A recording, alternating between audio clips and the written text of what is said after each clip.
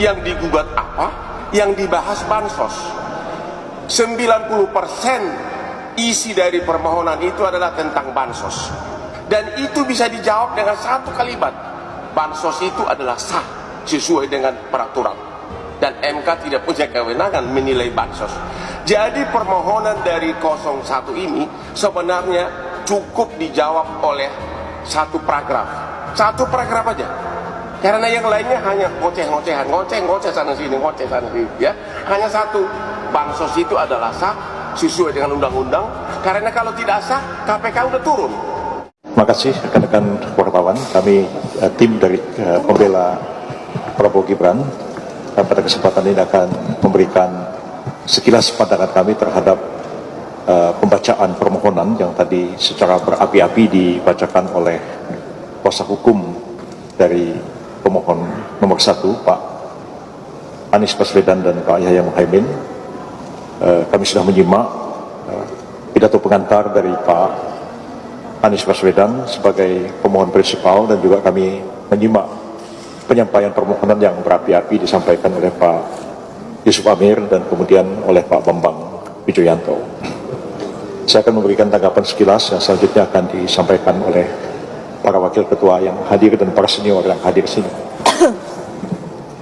Intinya sih kami menilai bahwa permohonan ini lebih banyak narasi, asumsi, hipotesa daripada menyampaikan bukti. Dan saya baru dengar dari Pak Kaligis tadi pagi, dia bilang narasi itu bukan bukti. Begitu juga asumsi itu bukan bukti, sesuatu yang harus dibuktikan. Begitu juga patut diduga dan sebagainya disampaikan tadi, sesuatu yang memang harus dibuktikan. Jadi lebih banyak opini yang dibangun, narasi yang dibangun, tertulis, tanggapan tertulis kami kepada Mahkamah Konstitusi. Secara umum tidak ada sesuatu yang sulit bagi kami untuk menjawab atau menanggapi permohonan itu. Oleh karena seperti yang saya katakan tadi, lebih banyak merupakan narasi, dugaan, patut diduga, dan lain sebagainya, bukan sesuatu yang merupakan fakta yang harus diungkapkan dalam persidangan. Apa yang dikatakan oleh Prof. Yusril, saya pikir itu adalah satu fakta dan itu benar yang disampaikan Pak Yusril. Perkara ini hanyalah merupakan penggiringan opini masyarakat. Coba kita bayangkan ya, ini bukan permohonan suatu pengujian undang-undang. Ini adalah sengketa. Ya, sengketa Pilpres.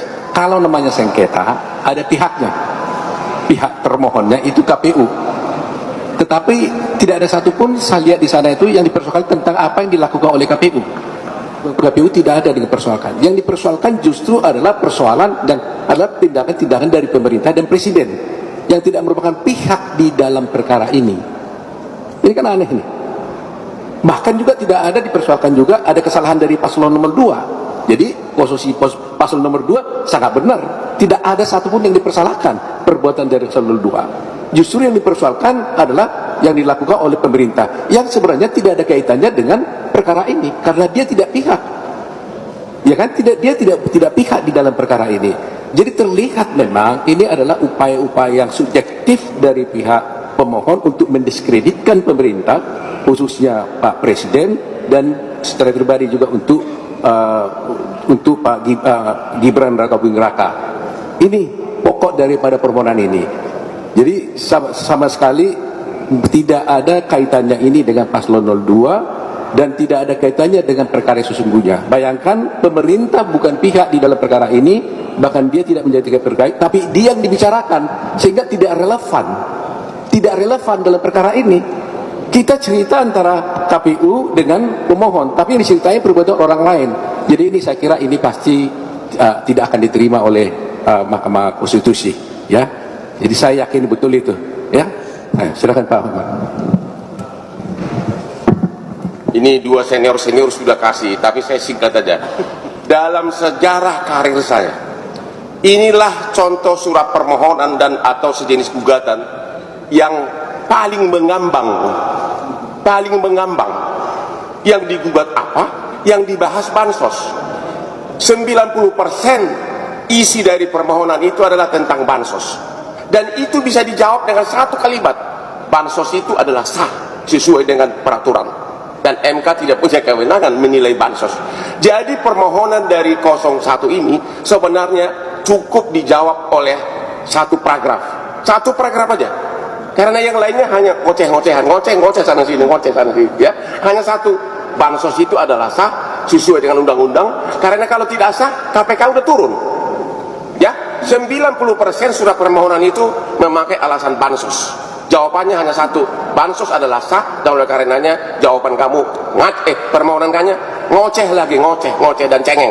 Udah. Komentar Anies mengenai bagi-bagi bansos ini oleh Pak Jokowi sebenarnya adalah sesuatu yang patut dipertanyakan. Mengapa? Sini saya jelaskan. Pertama, kritiknya terhadap program bansos ini tidak tepat. Bansos merupakan kesepakatan antara pemerintah dan DPR. Dan lagi-lagi, partai yang mendapatkan persetujuan dari DPR mengenai program bansos ini adalah partai yang juga mengusung salah satu paslon. Kedua, bansos adalah fasilitas yang diberikan 100% kepada rakyat. Saya secara pribadi ingin mengingatkan bahwa yang seharusnya kita perangi ini bukan bansosnya, tetapi korupsi yang terjadi di dalam bansos. Ketiga, ini bukan pertama kalinya Pak Jokowi memberikan bansos kepada rakyat. Sejak tahun 2020 dan tahun 2021, beliau sudah bertekad untuk memberikan bantuan kepada setiap orang yang membutuhkan. Kenapa baru sekarang dipermasalahkan? Pemberian bantuan sosial dilakukan setiap tahun, dan memang biasanya rapel bantuan sosial dilaksanakan setiap bulan Februari. Ini sudah dijalankan jauh sejak zaman presiden-presiden sebelumnya. Alasannya sebenarnya sederhana. Survei angka kemiskinan selalu dilaksanakan di kuartal pertama setiap tahunnya, sehingga bantuan tersebut diberikan pada bulan Februari untuk menekan angka kemiskinan Indonesia. Jadi jangan sekali-kali memelintir fakta demi kepentingan pribadi menjelang hari pemilihan umum berlangsung. Setiap warga Indonesia harus berpegang pada nilai demokrasi dan Pancasila untuk sama-sama membangun negeri ini ke arah yang lebih baik.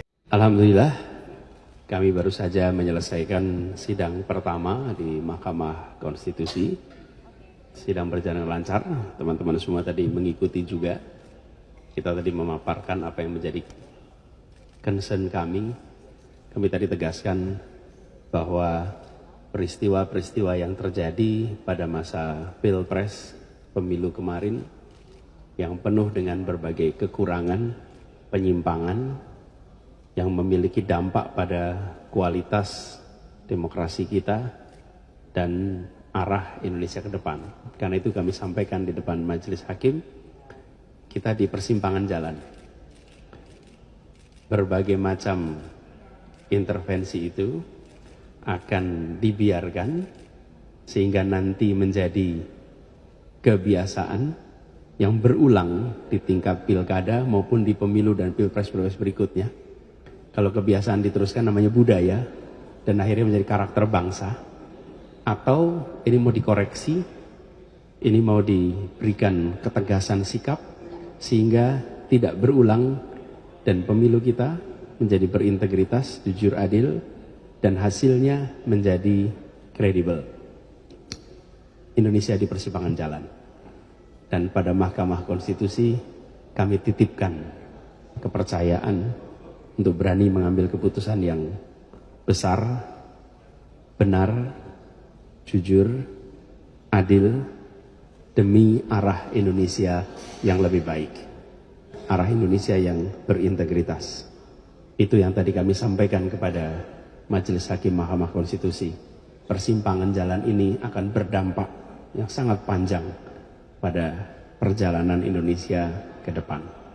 Adapun hal-hal yang menyangkut dengan materi dan lain-lain, nanti kami akan persilahkan pada kuasa hukum kami, tim hukum nasional yang dipimpin oleh Bapak Dr. Ari Yusuf Amir untuk nanti menjelaskan.